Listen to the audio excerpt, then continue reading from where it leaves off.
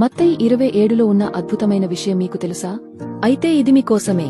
యేసయ్య శిలువపై ప్రాణం విడిచినప్పుడు దేవాలయపు తెరపై నుండి క్రిందకు రెండుగా చిరిగిపోయిందని మనం చదువుతాము. చాలామంది దీనిని దేవుని సన్నిధికి నేరుగా మార్గం దొరికిందని మాత్రమే భావిస్తారు.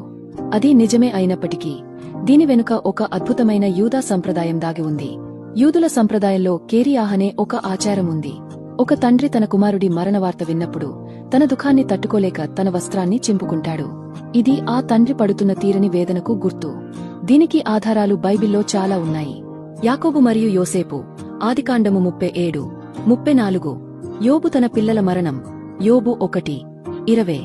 దావీదు మరియు అబ్షాలోము, 2 సమూయేలు 13, 31.